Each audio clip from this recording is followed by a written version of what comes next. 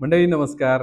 आज आपण पाहिलं की देवगिरी नागरी सहकारी बँकेने देवगिरी वैजापूर तालुका भूषण पुरस्कारासाठी ज्यांची निवड केली ते असं व्यक्तिमत्व आहे वैजापूर तालुक्यातल्या चांडगाव आणि माजी सैनिक असलेले आपले शिवनाथ रहाणे. म्हणजे सेवानिवृत्त झाले आणि अशा वेळेला आपण असं समजतो की आता मी थकलोय, आता मी काय करणार. पण शिवनाथ रहाणे थांबले नाहीत आणि त्यांनी एक ईश्वरी कामाचा वसा घेतला आणि ते म्हणजे ऑक्सिजन देणारं, सगळ्या सजीवांना जीवनदान देणारं वृक्ष लागवडीचा प्रोजेक्ट.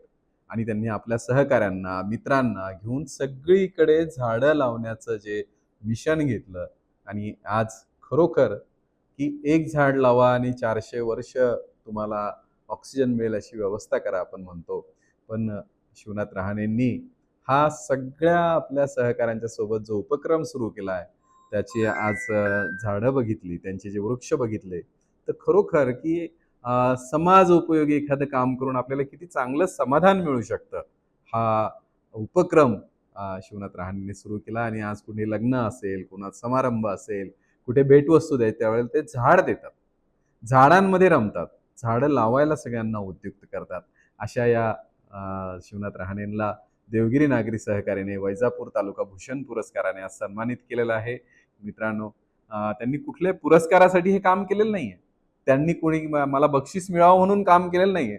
पण अशा व्यक्तींना समाजाच्या समोर आणावं म्हणून देवगिरी बँकेने हा उपक्रम घेतला आणि त्यातल्या रहाणेंनी जो वृक्ष लागवडीचा आम्हाला आदर्श वारसा दिलाय, तो आम्ही सगळ्यांनी शिकलं पाहिजे आणि आपणही सगळ्यांनी संकल्प करून की मी पण झाडं लावीन, मी पण माझ्या ठिकाणी हे काम करेन.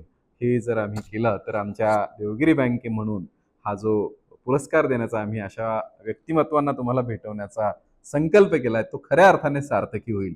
तर आपणही या कामाला लागा. मी शिवनाथ रहाणेंना उदंड आयुष्य चिंतितो, चांगलं आरोग्य चिंतितो आणि त्यांना शुभेच्छा देतो. धन्यवाद. पृथ्वीवर जीवनाचं अस्तित्व टिकवायचं असेल तर पर्यावरण वाचवणं आवश्यक आहे आणि हाच विचार मनाशी ठेवून एक व्यक्ती आपले संपूर्ण आयुष्य झाडे लावण्यास समर्पित करत आहे. श्री शिवनाथ रहाणे. माजी सैनिक श्री शिवनाथ रहाणे निवृत्तीनंतर समाजसेवेत उतरले आणि पर्यावरणाच्या रक्षणासाठी एक महत्वाची भूमिका बजावू लागले. स्वतःच्या प्रयत्नांनी त्यांनी 5,000 पेक्षा जास्त झाडे लावली आहेत. विशेष म्हणजे कोणत्याही कार्यक्रमात किंवा समारंभात ते भेट म्हणून झाडे किंवा रोपे देण्याचा संदेश पसरवत असतात. आम्ही 4 जण इकडे येता त्यांनी सर्वांनी पैसे द्यायला सुरुवात केली माझ्याकडे. मग एक मशीन दिलं महानगरपालिकेले. त्याचे जवळपास आम्ही 400 गड्डे खणले आणि त्याचे वडाचे, पिंपळ आणि लिंब हे 3च क्वालिटीचे झाड लावायचे आम्ही ठरवले. आणि मग आमच्या सर्व ग्रुप बोलता बोलता सत्यमेव जयते ग्रुपचं नाव दिलं आणि आम्ही जवळपास 350 ते 360 ते 400 झाडं लावले. आज जे झाड त्यातलं विशेष एक बी झाड मेलं नाही, कारण लेकरासारखी सर्वांनी त्याची काळजी घेतली आणि आज ते झाड खरोखरच बघण्यासारखं. कोणी पण येतं का भविष्यामध्ये हे झाडं तुम्हाला खूप सकून देणारे व औरंगाबादसाठी ऑक्सिजन देणारे. ज्यावेळेस खाम नदीची स्वच्छता किंवा वृक्षारोपण असं त्यावेळेस आमची टीम त्या ठिकाणी हजर राहिली आणि असं आजपर्यंत. आणि मग ग्रुपची आम्ही शपथ खाल्ली की प्रत्येकाने त्याच्या घरी किमान 200 झाडं लावले. त्याचंच होतं म्हणून इथे 200 झाडं मी लावले आणि आता तुमच्या समक्ष झाडं जवळ काही झाडं 25 फूट, 30 फूट, 40 फूट वाढले, काहीला फ्रूट पण यायला लागले. आणि अशा प्रकारे झाडांची यात्रा सुरू झालेली. आणि ज्या ठिकाणी मी घरभरणीला किंवा एखाद्या प्रोग्रामला जातो त्या ठिकाणी मी किमान 5 किंवा 2 तरी झाडं फणस किंवा मग नारळाचे त्यांना देतो. आणि हा छंद आहे मला. याच्यामध्ये मी खूप चांगलं करतो अशातलं नाही, पण लोकांनीसुद्धा अशा गोष्टी करायला पाहिजे जेणेकरून आजच्या हे तापमान जर आता जे 55 ते 57-58 जर गेले तर माणूस ऑटोमॅटिकच उन्हाने भरपळन. ज्यावेळेस भरपळन त्यावेळेस आपल्या ती वेळ हातातून गेलेली असणार. आणि ह्याच उद्दिष्ट आमच्या ग्रुपचं आहे का सर्वात जे वृक्षाचं स्वच्छता आणि वृक्ष याच्यावर आम्ही लक्ष केंद्रित केलेलं आहे. वृक्षारोपणाचे अनेक फायदे आहेत.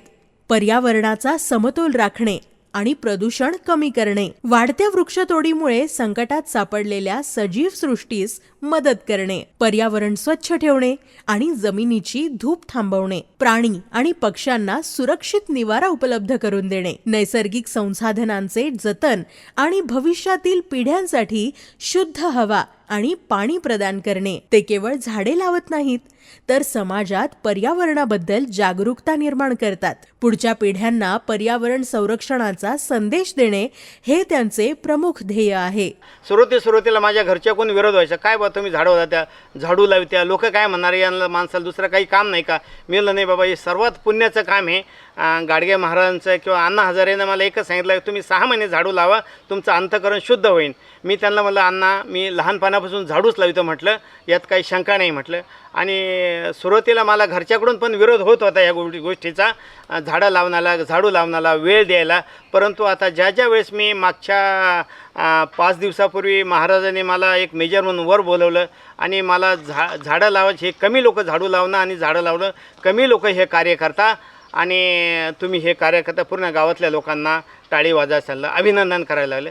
ज्या ठिकाणी मी कीर्तनाला जातो त्या ठिकाणी आमचे जे महाराज असतात ते महाराज जरूर सांगता का मेजर राहणे साहेबाले यांना झाडांचं खूपच ते हे, आणि सर्वांनी 2 झाडं 4 झाडं 5 झाडं लावायला पाहिजे.